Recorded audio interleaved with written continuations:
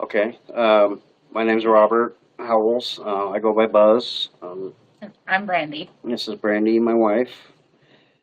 Um, well, my journey, I guess, kind of started the day I was born, really.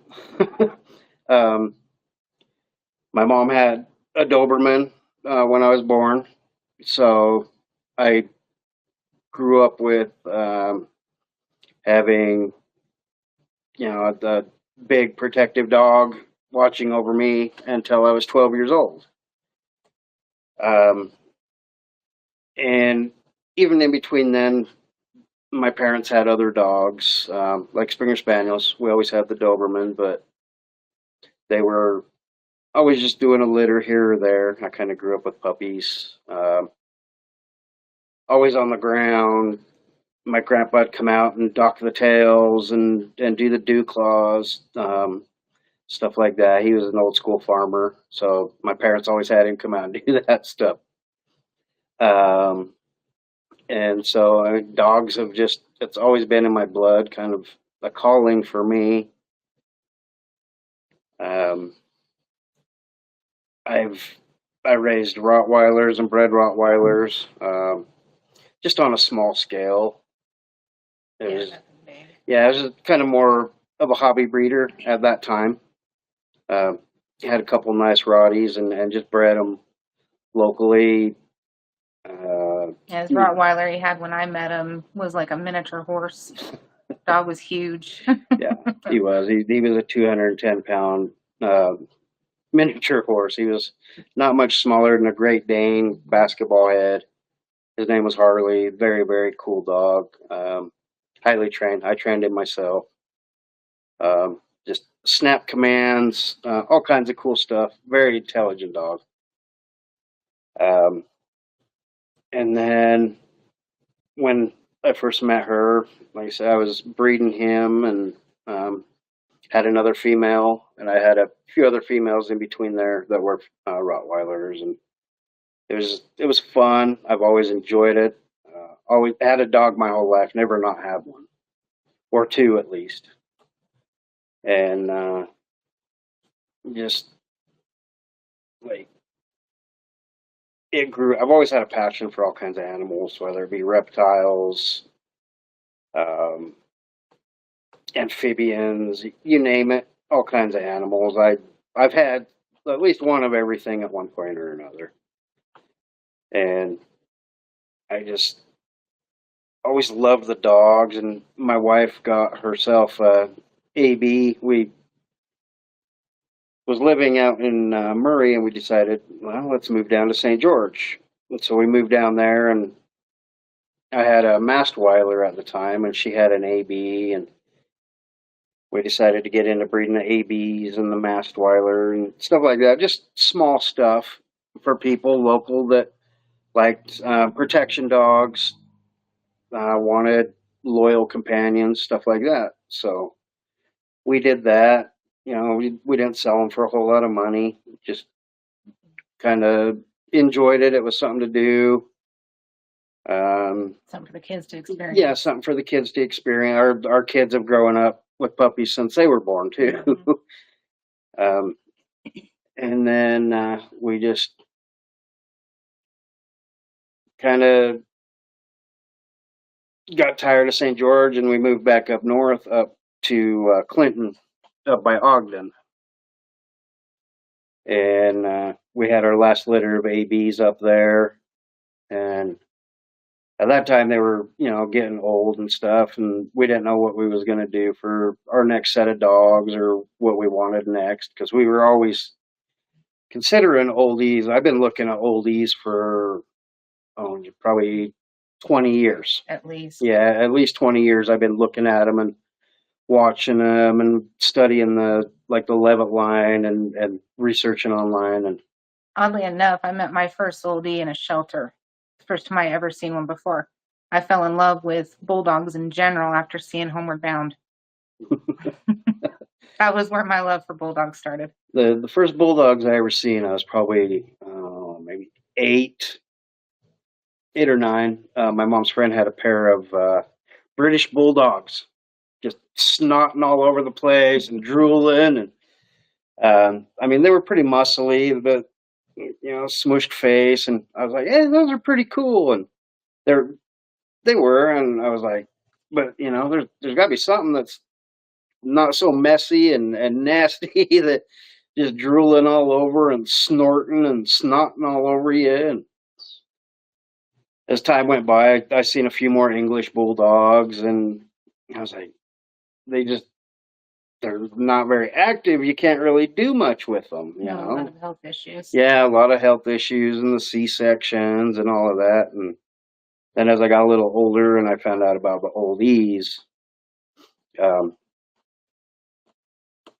I kind of started digging in, and at that time you start having more access to internet, and things started moving along, and you could actually research and do that stuff.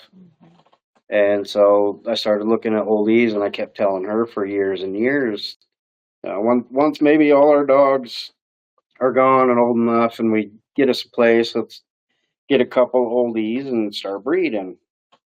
And she's like, yeah. And then when we was in St. George, we almost got us one. His name was Scout. Yeah, he was a big goofy sucker. He was. He was a big goofy sucker. He took to the kids right away. He just wanted nothing but to play with them. Yeah, the lady was talking about rehoming him, and we was like, well, let's check him out. He was only like a year old. Yeah, and very much puppy. And then she's like, well, I don't know if I want to really rehome him. And we was like, well, okay, well, let us know. She never got back to us. And she never got back to us. And then, like, about a month later, she messages back, and she's like, I'm sorry. I decided I wanted to keep him. I don't want to rehome him. And I was like, well, okay, not a problem.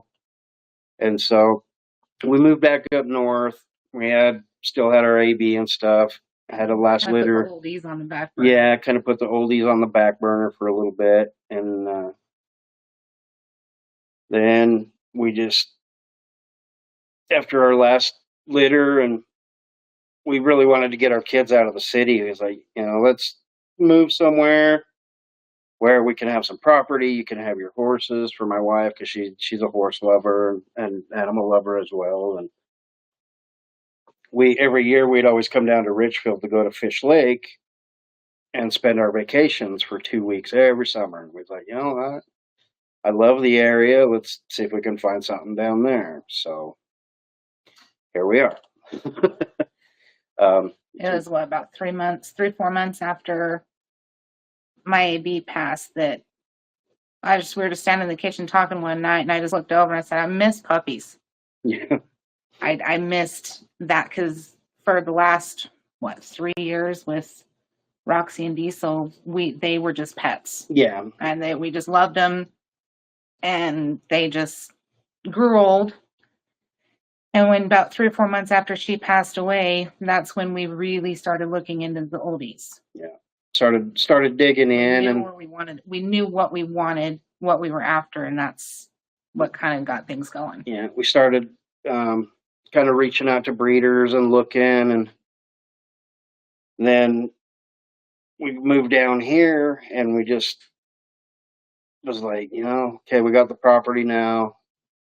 Our dogs are getting older. Let's see what we can find. So we did that, and we bought our first one March of 2019. Yeah, it's 5 years. Yeah. Yeah, we've bought our first one March of 2019. Our second one a couple weeks before that. No, our first one was a couple weeks before that. Was Dixie. Yeah, we got Dixie. And then we got Smash in March of 2019. Yeah. And they started us off. Yeah. Dixie and Smash started us off. Dixie was 9 months old when we got her, from a lady that was over in Cedar City. We found her online, and she was just looking to kind of home her, and so we was like, well, let's go check her out. And she was still intact and had papers and everything, and we was like, well, okay, cool. Let's go over see her. And went and seen her.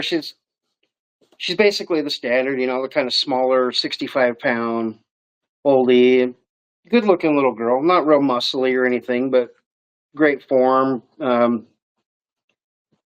nice angulation, good structure, decent look to her. He's like, all right, well, we'll take her. So we brought her home and then started looking for a male. And then we found a breeder up in Idaho named Lise. We've come to become friends with her. Yeah, she was just starting out herself. And it was her first litter. Mm-hmm. Yeah, it was her first litter of oldies. And so we talked with her, and she had a blue brindle male that was about almost 5 months old at the time. Yeah, he was like 4 months old, and we was just waiting to get our taxes and stuff back. And we was like, we'll send you a little deposit. Will you hold him, and we'll grab him as soon as our taxes come in? She says, yeah, sure, no problem. I said, okay. So we did that, and so about a month later, we went and picked him up. He was like 5 months old. We drove up to Salt Lake and met him at the La Quinta? Yeah, La Quinta, and we took our female with us. Oh my God. We went into the hotel room, and she seen him and got so excited. She just started bouncing off the walls and the bed. Had to have been a wrestler in her past life, because she body slammed this poor pup, and he didn't know what he was going to do. She scared the living hell out of Smash. I mean, he was at that time. He was a big dog. He was about the size of her at that time, and she's just body slamming this poor guy. And so we got him. He was a blue brindle boy, and we brought him home, and we fell in love right away. I mean, just personality, entertainment. Yes, the love. One thing about an oldie is it's never a dull moment. They make you laugh all day long.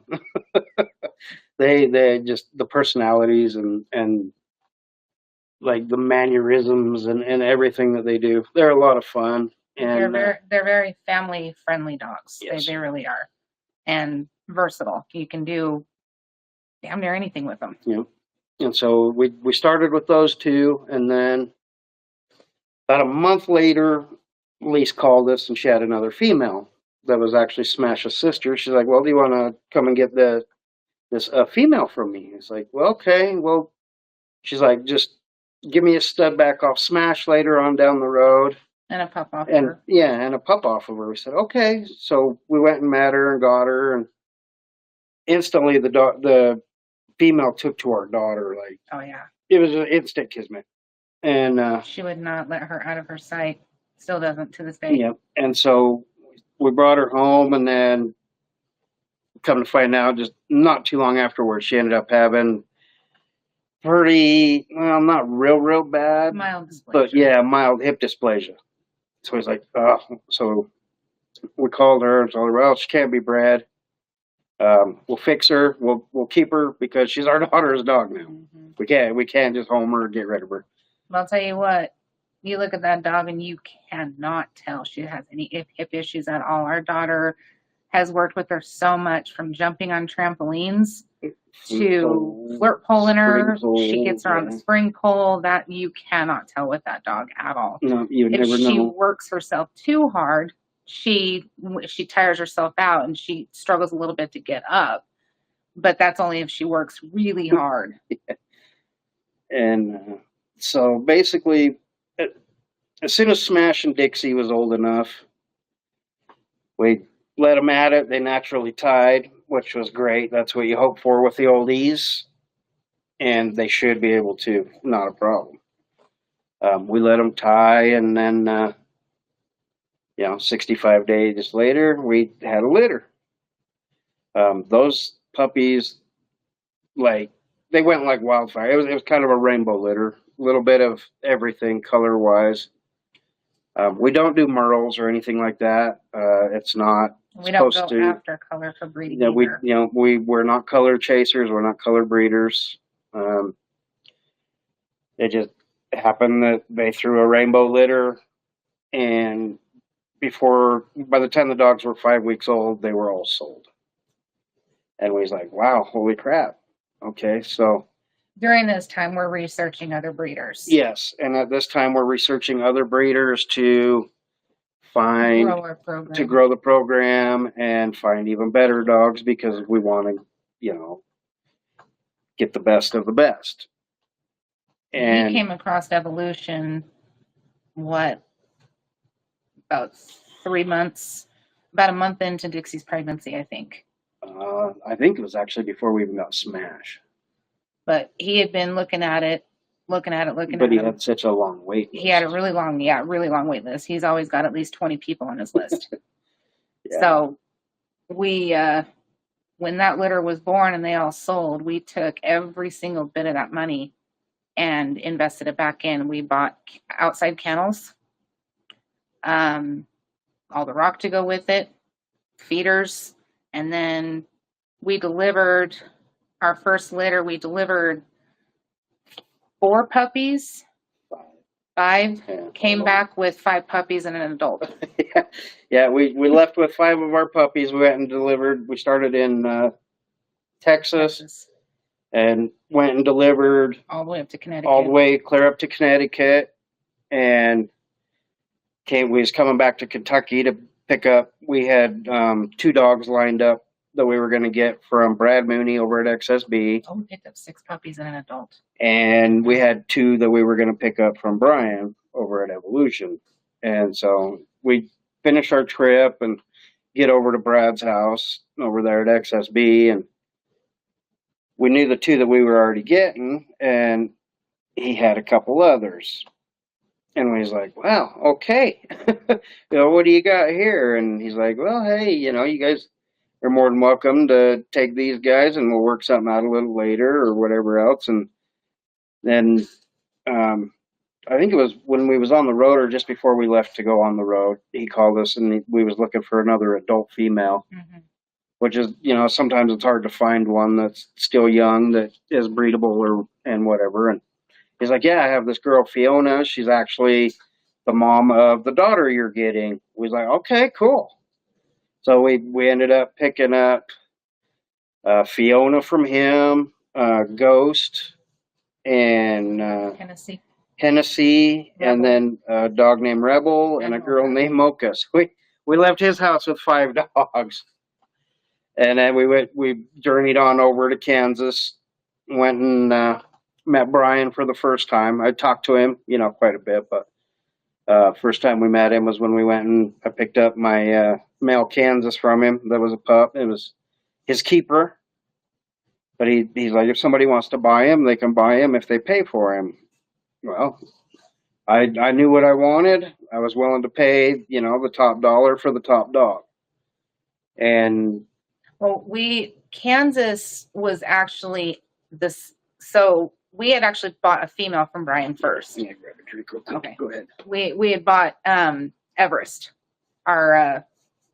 We bought a female from him, and then about a week before we were heading out on the road to deliver puppies,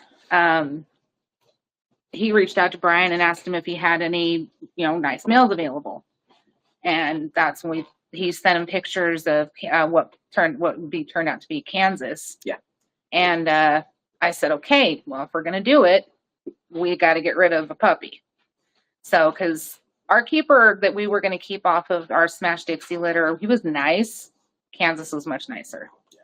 So we ended up parting with our keeper to get Kansas, and that's kind of how Kansas came about. And then we were picking up a female pup from him. And it was a red girl. He sent me a message, and he's like, hey, I've got this girl available and this girl available. He showed me 2. They were kind of similar. One I liked a little bit more. Something about her just kind of clicked a little more for me. And when we seen the pictures of Everest. Yeah, when he sent the pictures of Everest and her sister. Overall type, but it was more so her head. She had the type that we really wanted. The other one was just not as clean, I guess you can say. She was clean, but Everest was cleaner. Yeah. And so that was the female that we picked from him that we were supposed to be going originally to get from him. And then I messaged him like, hey, do you got a male? And he's like, yeah, I got this one right here. He's my keeper, but he's like 4K. I was like, okay. He's like, I know if you want a good dog, you pay for it. No questions asked. I said, all right. And so, because we were buying her, he actually even gave us a little bit of a deal on him. And so we went, did that, picked up all our dogs, came home, and that's kind of where it kicked off from there. And just, we went about a year with no pups, or like one litter. We just had the one litter. Yeah, we just had the one litter with We had Dixie, and then the following summer is when we had a litter with Fiona. yeah, and then we finally bred Fiona while we were waiting for our pups to get aged, and we health test everything. Yes. That is mandatory. We health test everything. We do preliminaries on hips and elbows. We have not done like OFA or. We got kind of mixed emotions on that. We get the good and the bad for it. I know a lot of breeders want to see, if they're looking at breeding prospects, they want to see OFA. But there's so much back and forth about it. I think, honestly, it's more of just looking out for money. Is it, in my opinion? Well, either way, we still do preliminaries. No. You can look at an X-ray and tell if it's good or bad. Our if you know what to look for. Our vets are really good. Our vet, actually, once we started coming into him with our dogs, having him look them over, he started researching the breed and learning about it, reading up on it. I mean, we're small town. There's quite a few vets around here, but our vet is 2 minutes up the road from us, which is very nice if we need them. And they'll do house calls for the dogs. Yeah, they do. They do nice. House calls if we need them to, or anything like that. And he started researching and reading about the breed and learning everything that he could. Yeah, anything that I brought to him that was new, if he didn't know the answer, he would check with the more senior vet that was there. Yep. Or is there. He's still there. And if neither one of them knew, then they would go into research. They'd go in research mode and find out everything that they could and get right back to us. And I mean, they've learned a lot. We couldn't ask for better vets. And they're the vets that, look at us and they say, well, your dog's better than we do. But, here's this and this. And they don't force anything on us. They don't throw anything down our throats. They're not about making money off of us because they know we're not stupid. We know. And if our dogs need something, we let them know, and they say, okay, well, what can we do for you? What do you need? Or whatever else. And they take really good care of us. We just kind of started evolving and taking off from there. And each litter has just progressively gotten better, which is what you want. You want to get better with each generation, each litter. And I was lucky enough to get Brian's guidance as basically a mentor. That's pretty rare. We've also had guidance of old school breeders too. And there's between Brian and Brad, Tiffany Hooker with Tiffany help us out. Yeah, Tiffany's answered some stuff for us before with Hook Grind Kennels. Her husband is an old school dog man. Very knowledgeable. Yes. And so basically between the three of them, I mean, we've had the guidance. We don't really ask a whole lot unless it's something we really don't know, because I don't want to be a nuisance, but I want their guidance. And with Brian, he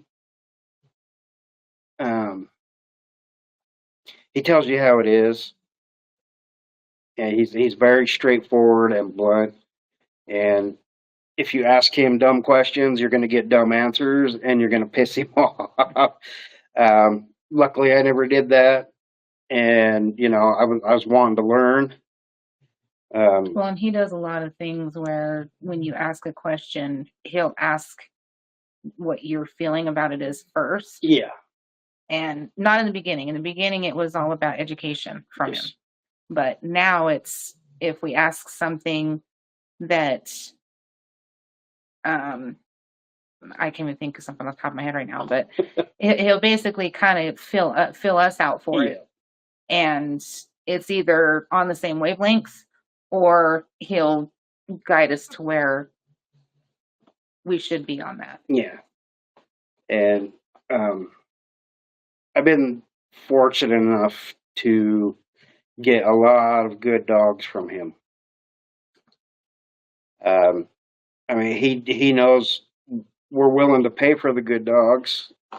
There's a lot of people out there that they want a breeder dog, but they don't want to pay top dollar, or, you know, they don't want to. But it's also where we're going with the breeding too. And we're yes. not just, we don't just throw things together. No. It has to make sense.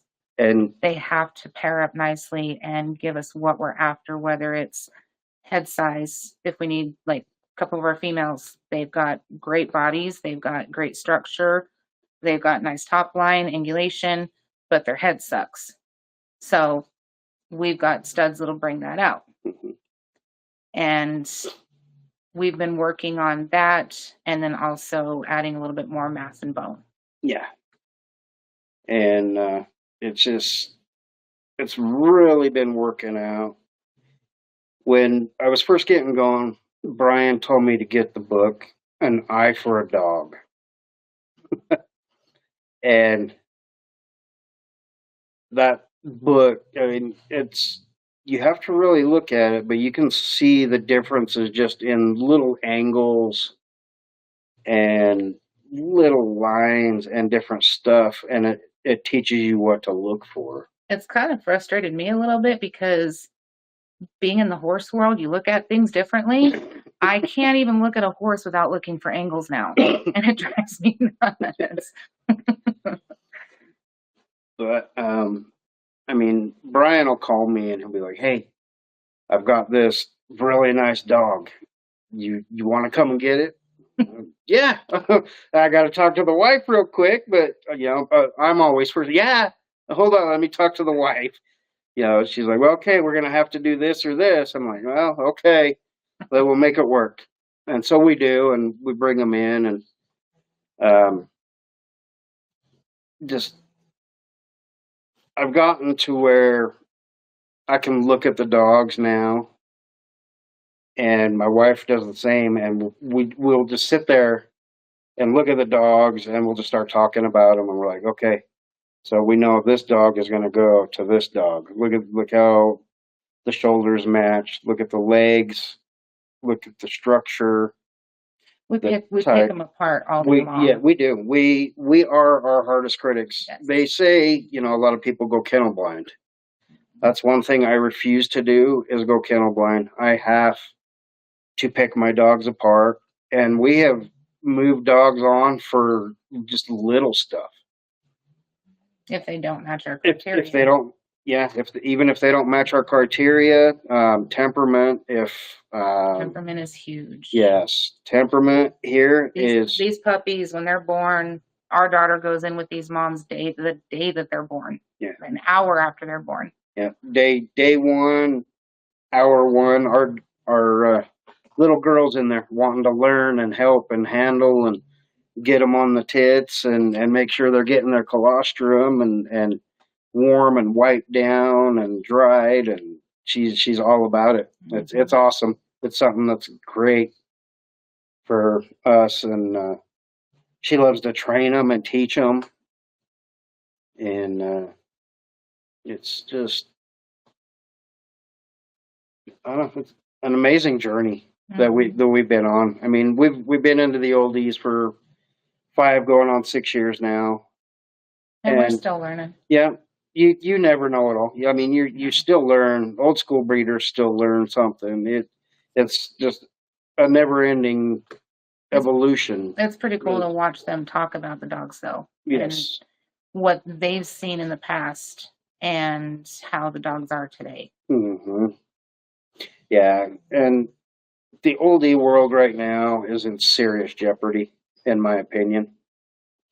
There is a lot of garbage out there right now.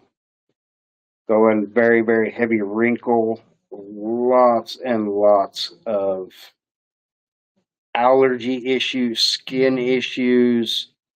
Oh, even 2, 3 years ago, head tremors was like a common thing, and Yeah, it was like every other post you would see was about dogs having head tremors and suggestions on how to get rid of it. That shouldn't be a common occurrence. Yeah, that shouldn't be somewhere. So, oh, that's common. Just give them some peanut butter. Now, we unfortunately went through it with one of our dogs. We had to cut from the program. Yep. So, and that specific line, we cut it completely. Yep, we did. That's no longer What here. was weird about that one is it didn't happen until after the first breeding. Yeah. Almost 2. Yeah. Almost 2 years old it happened. And we said, oh, okay, what do we got going on here? And we started researching it. He was neutered. More and more. Yeah, he was neutered and homed, and that was the end of that. We're not going to have that here. We're not going to have anything that produces that if it is genetic or where it comes from. And it's a terrifying thing to see. If you've never seen it before, it scared the hell out of us. Yeah. We'd never even heard about it before. Yeah.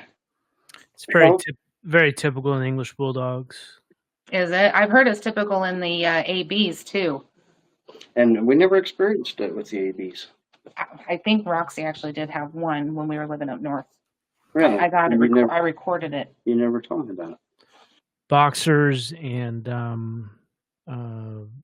Englishes, and I didn't know about ABs, but yeah, definitely Englishes and Boxers. Mm-hmm. I think I even heard Pugs, but I'm not sure. It's sad. Yeah, it has a lot to do with, from what I know, at least from the dog that the English that I had that had it. It has a lot to do with as much to do with the neck muscles as it does anything else. They say it's not really connected to neurological. Yeah. Now there's sometimes that it could be, and that could be a deeper issue that you need to figure out. But if you're running a program like you guys are, you probably don't want to waste your time dealing with that.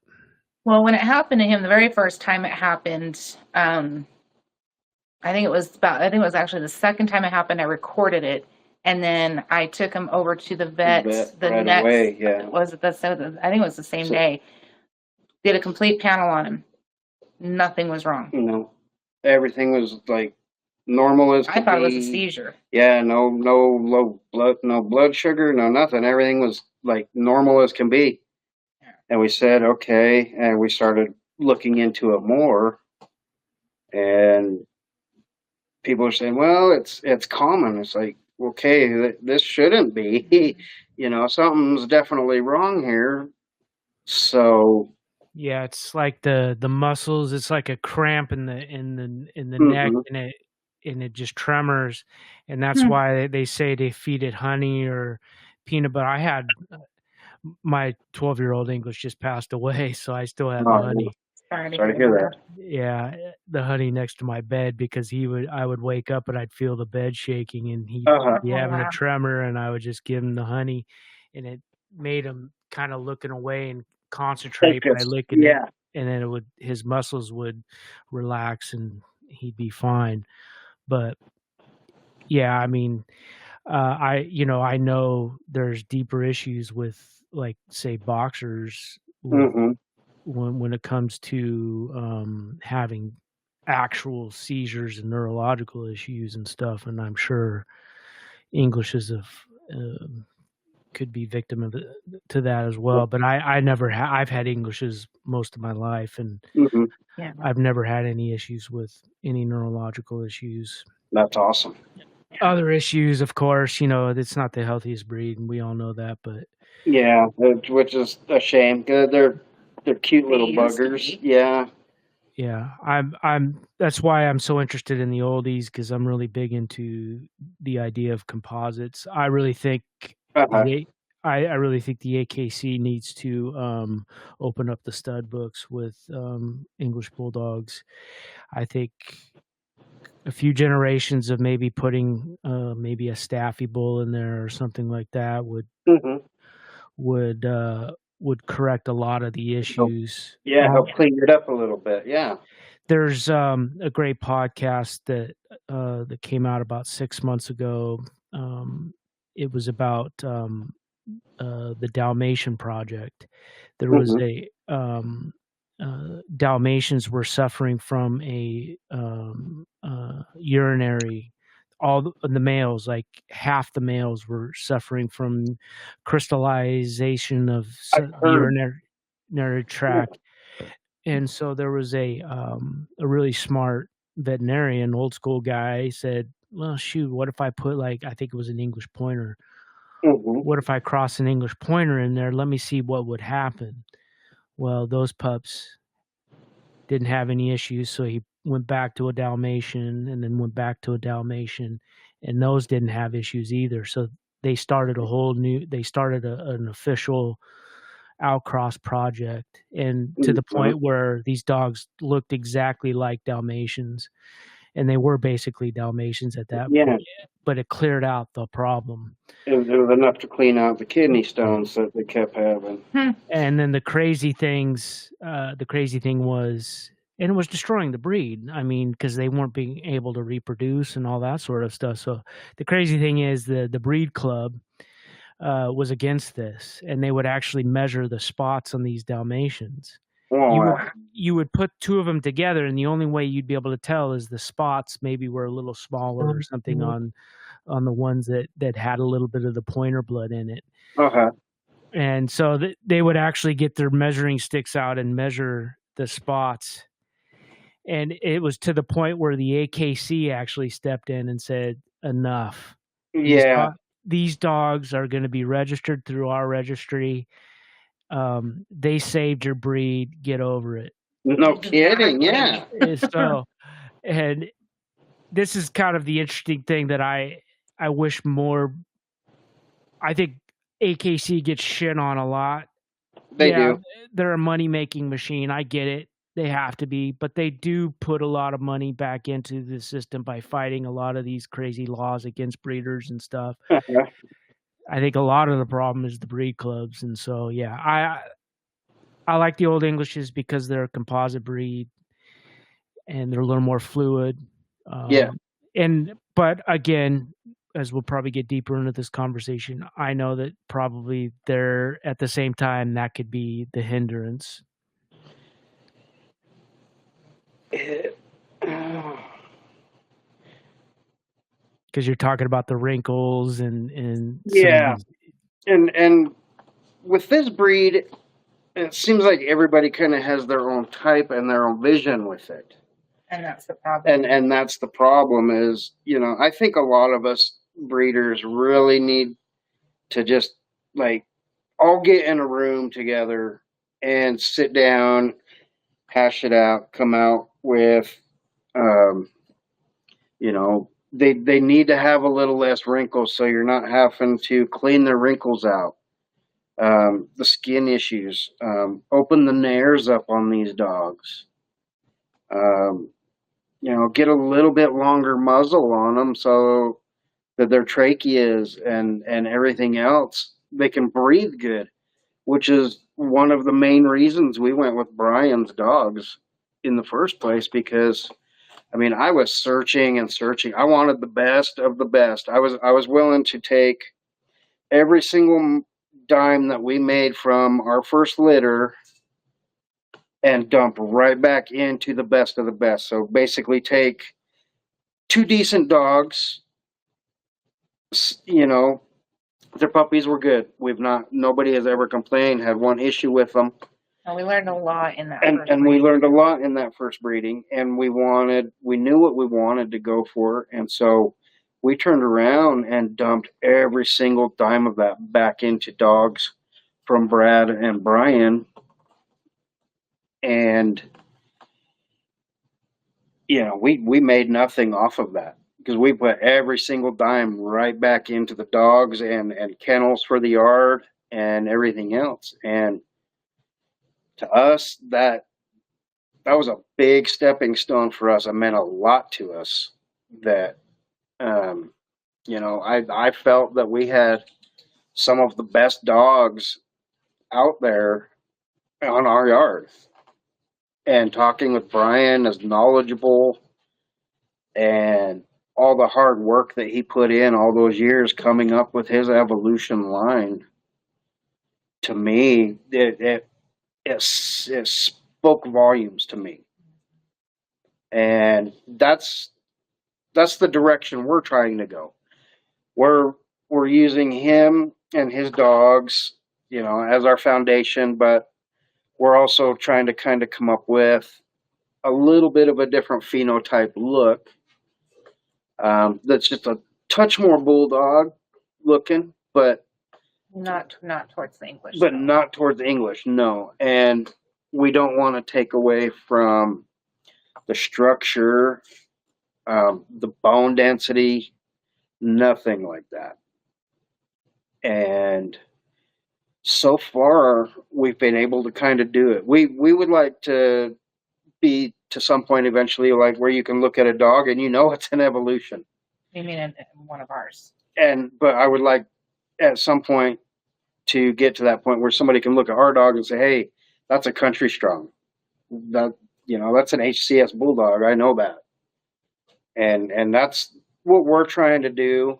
And we're trying to evolve, and we keep getting better and better with every breeding. We hold back pups from every breeding. Yeah, we're working on our second generation. We're working on our second generation now, and it's a long, slow process. But when you do it right, it's worth it, because for us, we're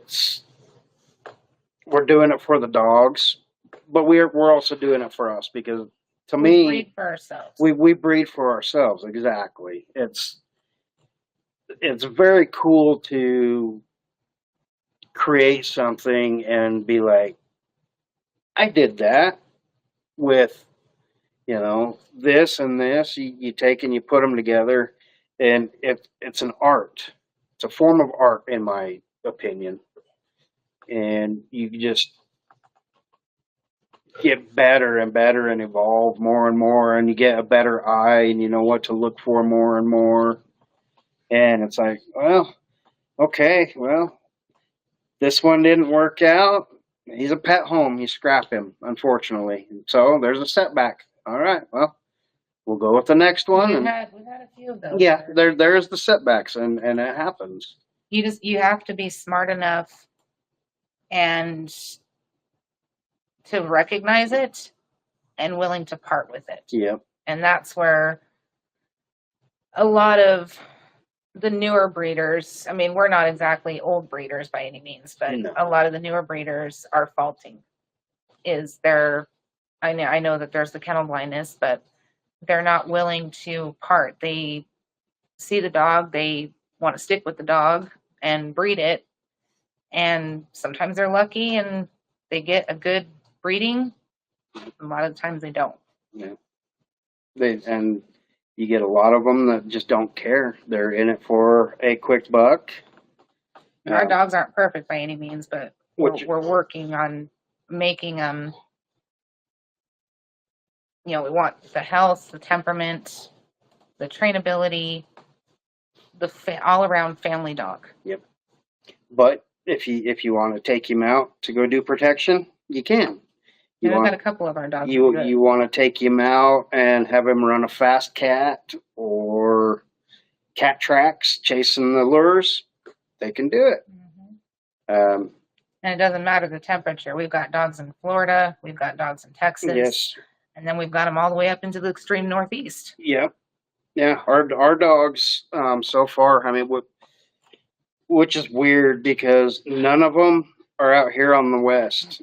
we have what, two in Idaho, and that's it. And 2 in Idaho, and we have 2 here, 2 in Utah, and 1 in Arizona now. yes, So the rest of them go east. the rest all go south and east, and our dogs seem to thrive in the hot Texas temperatures. They can go outside and do whatever you want them to. In Florida, we have a guy that he owns Rico Bloodline Kennels, Alexander.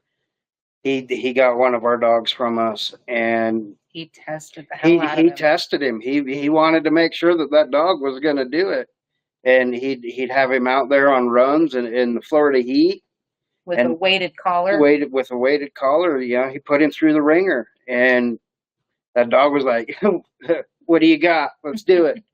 And the dog is going to be a phenomenal stud for him and in his program.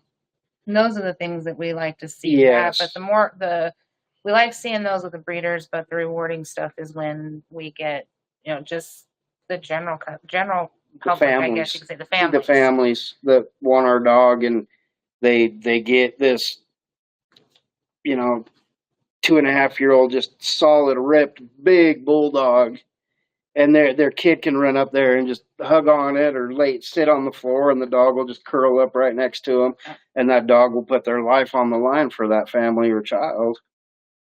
And the kid can get up, and you can go outside, and you can trust that dog with your kid outside alone.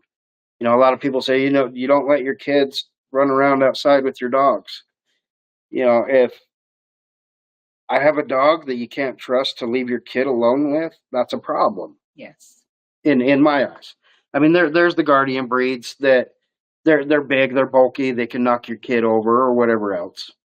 But if there's any intentions that you ever have that dog will attack your child, that is not a good dog to have in your home. Mm-mm. Which is why we like getting feedback. Yes. We take what we do very seriously into heart, and it's important for us to have dogs that can go with families, and especially with the kiddos. Yes. Very important. That's why we bring our daughter in day one. We want to make sure that them puppies, we want our dogs to go to the pet homes and for the kids and teach them a love of a bulldog.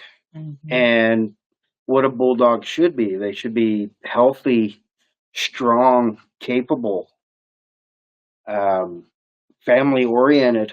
That dog will put its life on the line for you. That dog will be a clown for you. Whatever you want them to do, we have found, and with the mixes that we've been doing and playing with, has been meshing very well, and it's been working out fantastically. Mm-hmm. Well, we make sure to place them correctly too. Yes, we do have dogs that are a little bit on the hotter end. We do have. I mean, Evolution's got some pretty hot dogs. There is hot dogs in there, yes, but we know who to pair it with in order to bring that level of intensity down. We can bring it down. We can turn it up. Yes. And we'll get a mix in each litter. And yes, we do get a mix in each litter, but we place accordingly. We place accordingly, and we ask them, what are you looking for in a dog? What do you want? And they tell us. And some people like to come and pick their dogs. Actually, we don't get that very often because, like I said, we welcome it. We welcome it. Yes, please come out.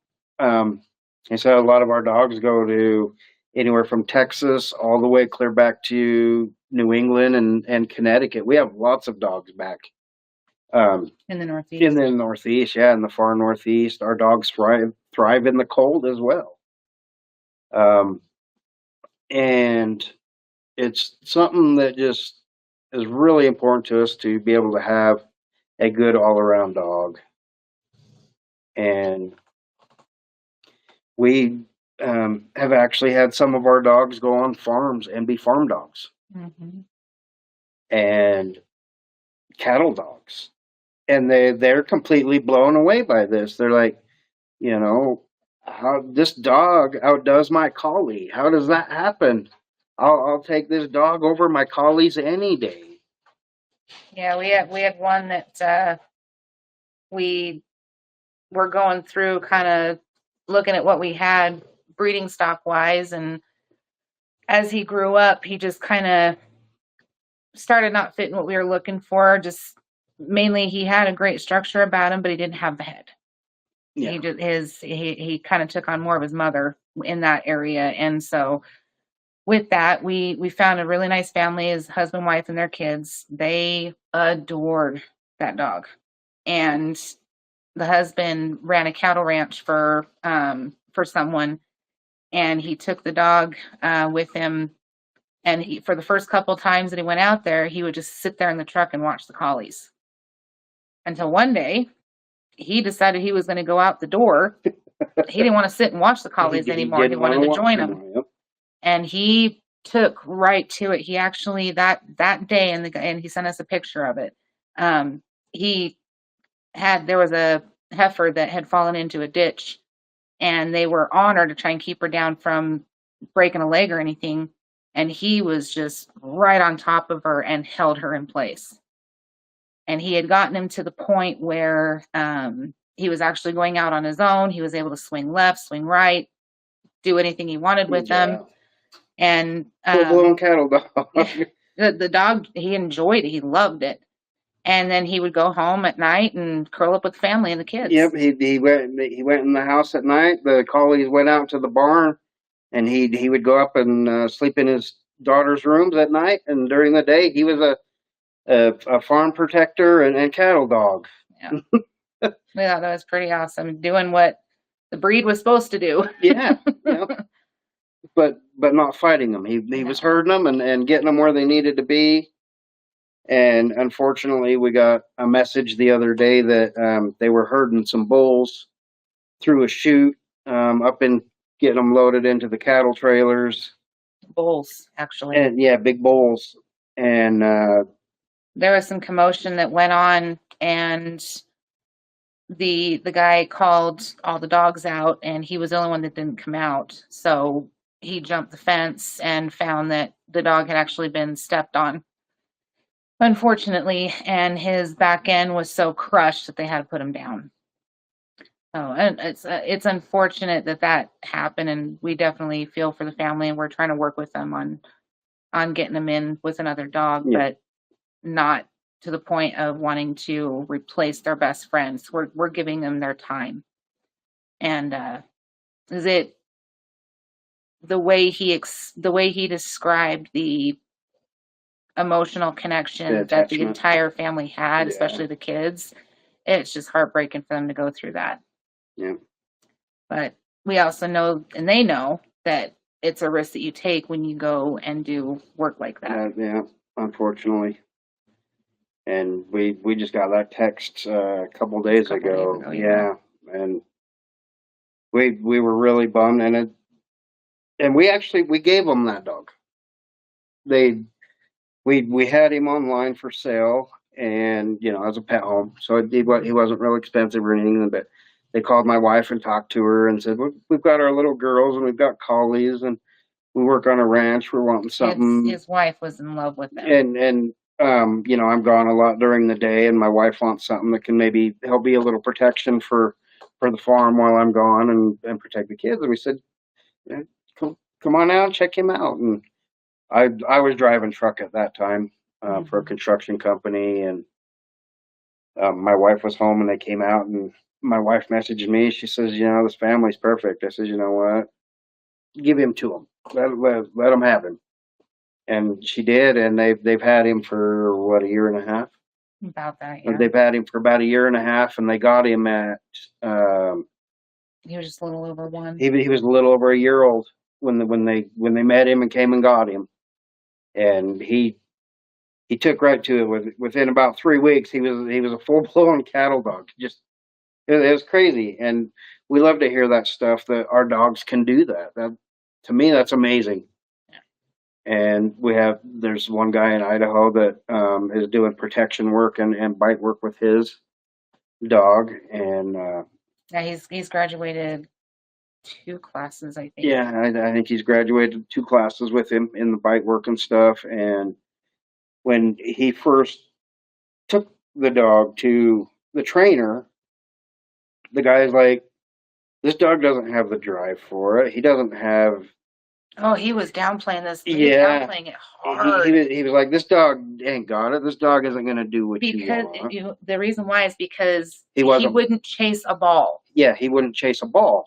And he didn't bark at somebody walking by. That meant the dog had no drive. Yeah, he had no drive. He wasn't going to be protective. He wanted. He basically he made was. him eat his own words. Yeah, and he ended up turning around. I believe went to a different trainer and made the guy eat his own words. Did he end up going? He went with that trainer, and that trainer ate his own words. Yeah, the trainer ended up like telling, "I'm sorry, I had no idea."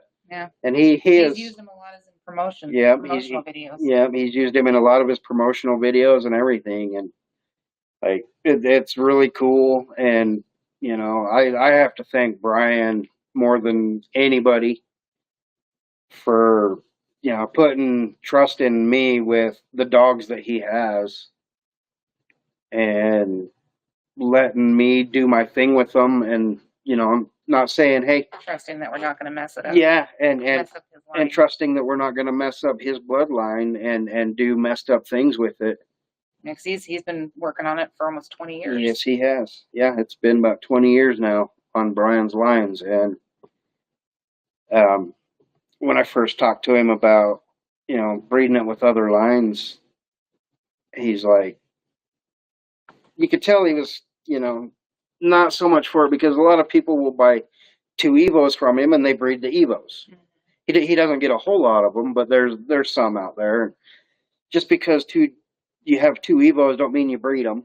But he knows a lot about bloodlines and what to look for in specific blood, and what will mesh well and not mesh well, or what will work, but things that we need to still look out for to prevent other things from happening. Just kind of things like that is what he helps us along with. And we kind of went old school with it, because Brad Mooney and Brian kind of years ago would kind of mix their stuff, and so we took it back old school. We went with Brad's stuff and Brian's stuff and started meshing it together with old Evo and new Evo and XSB, and everything started coming full force and started creating some really cool dogs.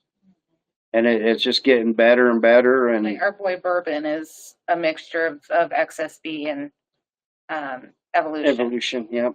And he's just a phenomenal dog. Very, very cool. Big goofball. Mm-hmm. He's the type of dog that you need insurance on. He thinks he's this little limber thing that can just do anything he wants. The dog likes to do parkour. Yes, he loves to do parkour in his kennel. So I worry about him. Yeah, you get a 105-pound dog out there trying to do backflips off of his kennel and his feeder, in his dog house. We've had to replace his feeder twice. Jumping in his feeder and flipping off, and you're like, this dog's gonna break something. He's so big, he's gonna hurt himself. But well, you encourage it though. I do. I encourage it, because as soon as he does, he's a parkour. he's very graceful. Yeah. He's a lot of fun. He's a cool dog. We've had some very, very cool dogs. We recently, unfortunately, lost our stud Kansas. That was the first male that we got from Brian. He was bit by a spider and wasn't able to pull through. It messed him up too bad, so we had to end up putting him down, and that one hurt. That was a big blow. We do still have one of his to our program, but yep, I do still have a son off of him, named Big Smoke, and he is a little over a year old, and he's a monster right now. You can see the evolution. There's no doubt there. He's a big boy. He grew up. Yeah. Up. Yeah. And then now he's starting to go out. Now he's starting to widen up, and I think he's going to be something very special. Very sweet, very, very big, playful puppy is what he is. And then we have... try cleaning his kennel. You have to kick him out of his kennel to clean it, because you'll never get it clean. No. he'll do circles in between my legs And he tries to grab the rake and pick her up. Or grab the rake, and he doesn't make it. I have to kick him out. Yeah, and then we've got our stud from Chaos Kennels from Jessica Cook, which Havoc. Yeah, he's a goofball. He's a goofball. Sweet boy. He has this kick right now where he likes to try and take him out. Yeah, he's the dog that as soon as you let him out of that kennel, you got to be behind something or stand behind the gate, because he is coming at you like a bowling ball, and you're the pin to take you out. Or his pin. Yeah. When he was turned out, that was a couple weeks ago. I let him out, and I warned him because I know he's going to come straight for him. He always does. So he's standing behind the. We have some of our chairs, patio furniture stacked up, and a puppy kennel or crate, I should say. It's just a small crate sitting right there, and he was behind both of those. This dog literally jumped into the crate to go over the top of it to take him out. I don't know what it is. Well, he's done it once, and ever since he managed to get me one time, and it was like out of a movie. Yeah, he clipped me, and it was if she would have had a video, it could have went on TV for funniest videos or something. But that's the type of temperament we want. Yes, though. I mean, we want the loving, the goofiness, not the ones that want to take you out, obviously, but you know. and Jessica's blood has mixed very well with the evolution. We've been very, very happy. When we bring in a new dog, we do a lot of research. We look at a lot of the dogs behind them, because we need to be able to keep that mass and the structure that Brian built with that just solid, ripped up muscle. That's what we like. We like our dogs to look like that, the athletic. We've got some that look like Arnold Schwarzenegger, and we've got some that are like Sylvester Stallone. You did two different things, and then we've got like our big dogs, and then we're kind of working on a medium line as well for people that don't want the big monsters. That way, if you just want one and you live in an apartment, but you're active, you go out hiking or whatever, but you live in an apartment, then you can get one, because they're not 90 plus, 100 plus pounds that your neighbor's just going to see and run away from, because they see the muscles and they're scared of it. Yeah. We like our dogs. We take them to festivals and stuff in town when they do that stuff, and they draw crowds. They're like, whoa, that dog's huge. He's gorgeous. Where did you get that dog? That's a female? No way. Yeah, that's a female. Holy crap. Man, we love that stuff, and it's a lot of fun for us and our family, and we're hoping to build a legacy for our kids to take over and do something. Right now, our little girl, she loves when we have the puppies, but she's not a big fan of the Bulldogs right now, because we have a lot of them, and she's like, it's Bulldogs, I gotta go feed. So we have a Corso male that we got a year ago, and he's her boy, if you ask her. Oh, yeah. And he is her Velcro dog. Yeah, he's her Velcro dog. And then we recently, a couple weeks ago, just went and picked up a female Corso. So we're gonna do a small little program with them. Just a small. Yeah, nothing compared to the Bulldogs. I mean, we've got 20 dogs out back as far as the oldies go and stuff, but dogs are just, for me, it's in my blood. It's something that has always meant a lot to me. That Doberman that I had when I was a kid, that thing would just, you couldn't make me giggle, you couldn't make me scream.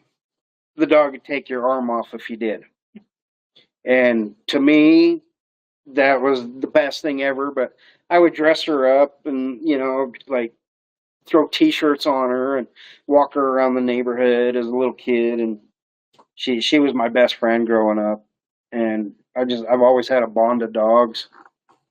And being a breeder on the scale that we've become can be very difficult because I get attached. And when you have to move a dog on, it can make it hard. You try not to get attached, to a certain point. You have to because you want to bond with them. You got to be able to train them and teach them so that when they do go to a home, they're a great dog for that family. And it hurts. The first female that we got from Brian actually just went to a home 2 nights ago, Everest. She was the boss bitch of the yard. she was the definition of FAFO. And sweet girl to people. Yeah, she was. She very sweet to girl. She was protective, but the other dogs knew, like, she could be out with the other females, but they knew to leave her alone and let her do her thing and stay away from her. You guys go play over there. And yeah, that one was kind of hard for me the other night when she left, and then when we had to put Kansas down because. But we've vetted the people, and yes. She went to an amazing couple, and the first night, I mean, they sent that was that same night, I think, or the next morning. It was the same night. I'm getting a picture of her hanging out on the couch. Yeah, and then the next morning she sent you the pictures where she was wearing a t-shirt. Her niece had to go buy her a t-shirt, a sweater. Yeah, and put Everest in a sweater. I was like, oh, what are you doing to my dog? But she's very loved. Yeah, she's very loved, and that's what we like for our dogs. She is our first one that we've retired from breeding that we've had to place. And Ghost. We did Ghost as well. Yes, we did Ghost. So yes, that's right. We did Ghost as well. And but we didn't have Ghost as long. No. Everest, we got her from when she was 12 weeks old. Yeah. And she just turned 4. Yeah. So she's young enough. We know that to keep the program going, you've got to rotate out. Yeah. Otherwise you're just going to be stuck. And it's one of the many hard things of being a breeder. It really is. And like for our clientele, we vet them. We want to make sure that our dogs are going somewhere that is going to be a great home, a great fit for that specific dog. As far as the puppies, like, we temperament test our puppies. We at 3 weeks old, I'll take a little half-gallon milk jug and I'll fill it up with puppy chow. I'll sneak up in there and just start racking it back and forth, getting them used to sounds and loud music. Yeah, with where we live, it's rural. It's rural, so they're not exposed to the city sounds. Yeah, and that's where most of the dogs go. So we want to make sure that they are accustomed to different sounds that they're going to hear as much as what we can before they leave. And then, when they're 6-7 weeks old, we'll start moving them outside for during the day. They'll come back in at night, and then usually after 8 weeks, they'll go outside. They've got a nice puppy playpen that's covered, an insulated doghouse, and all of that stuff. And I'll sneak out there with the shotgun and pop rounds off the backyard and just to get them used to noises and sounds, and they get used to that. By the time our dogs leave, they're pretty bomb-proof. They're not afraid of fireworks. Yep, they're not afraid of fireworks. Because I start them. David Levitt actually sent me some stuff when we had our first litter that was Tactipup stuff. You take the pups, you flip them upside down, put them on their back. Put them on their backs with a cold rag, stimulation stuff. Yeah, Cotton swab. tickle all their paws, all different kinds of stuff. We do that. Starting at usually about 3 days old. And he was the one that actually recommended putting something underneath their feet to help.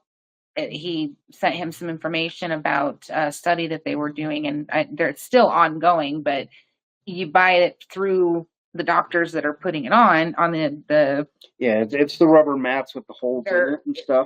They're ridiculous. But they're the ones he had, they're like almost like an IntelliGel stuff. So we started very expensive, and so I started thinking about it, and I came up with an idea.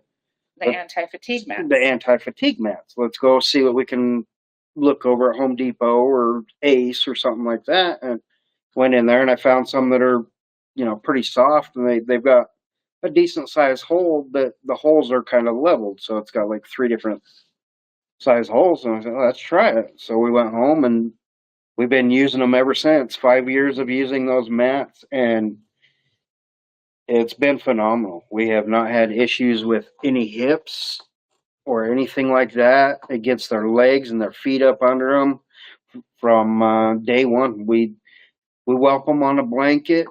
That first night they're on that, and first thing early next morning they're on that rubber mat with them holes, getting their feet up under there, and they are already starting to walk and move, and it's amazing. And before that, whenever I used to like breed my Rotties and stuff like that, I always had some kind of at least traction in there, but I never in my life would have thought to use like a traction mat or something that they can really dig into and get their legs up under them to help try. That makes sense. And at least do what we can for preventing hip dysplasia. Well, in any way, and swimmers. Yes, we've never had a swimmer. We've never had any come out with dysplasia,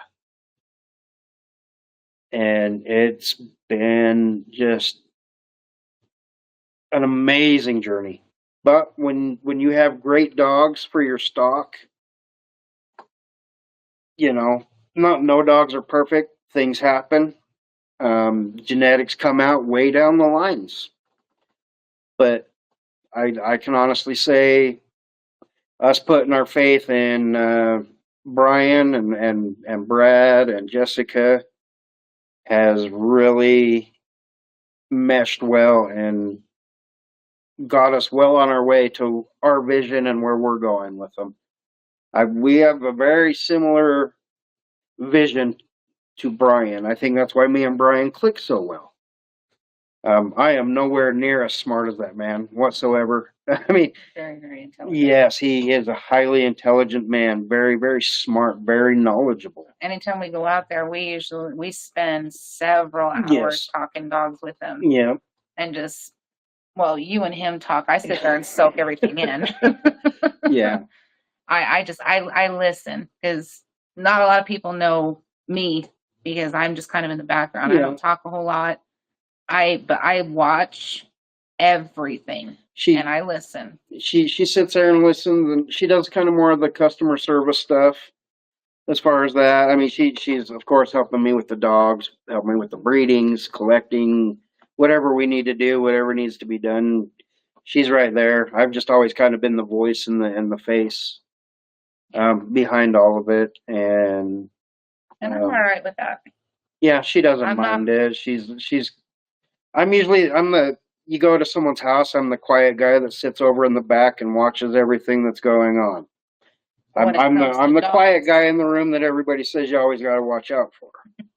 And, she's usually talking and mingling and whatever else, and I'm the guy over there like, okay. But when it comes to this, it's like, it's my passion. I'm just lucky enough to have a wife that allows me to do it, that loves it and goes along with it. I know sometimes she wants to strangle me because I'm like, we're keeping 3 puppies from this litter. No, we're not. Please. I didn't grow up with dogs. Yeah. I grew up with a love for animals, and I brought strays home all the time. We weren't allowed to keep them.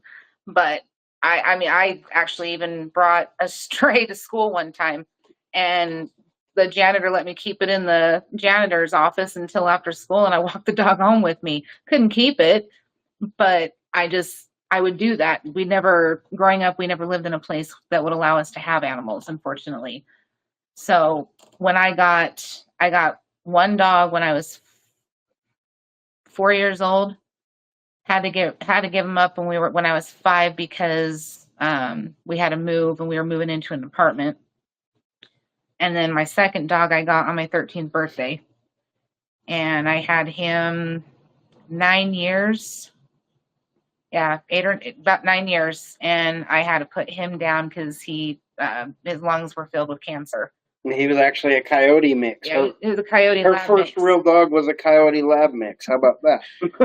That dog, I could get him to do anything. I wanted to put him in. At the time, there was a television show. I, for the life of me, can't remember the name of it, but they did agility.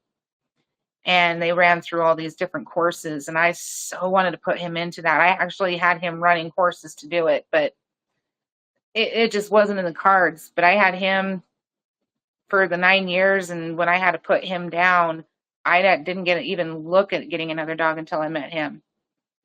And she met me, and I've got this big Roddy that comes walking out, and she's like, "What's it?" And I had him trained where, I was married at the time. Well, before I got him, and then a couple of years later, I met somebody and got married and whatever. And she was always kind of a raunchy lady, horrible woman. And she would always yell and whatever else. And I always taught him, I was like, where's the bad woman? Get a bad woman. And so he learned it. He was a very, very smart dog. And so whenever I would like start dating somebody new, I'd have to tease him, and I'd be like, hey, where's the bad woman? He'd back him up, and she just kind of stood there, and she's like, okay. She stood up to him kind of, and I said, well, I was sitting up against the one of the sewing machines, I think, when you said that. He's like, here, I want to show you something. All right. The dog literally walked past me several times, didn't even think twice about me when he said it. And he was looking for somebody else, and he found her friend Cassie. And Cassie's like, oh, she's an animal lover. She's a fur mommy, though. She's the definition of a fur mommy. Like, oh, they baby talk to her cats and her dogs and everything else. And she's a good person, though. And he kind of started sniffing her out, and she started doing that to him. I'm like, hey, don't ruin my dog. And then it kind of took off from there, and then she found out that I bred the Rotties, and we had a couple litters at that time, and that's kind of where it took off for her a little bit, being able to be around the puppies and seeing them and playing with them, and it's a labor of love, I can tell you that much.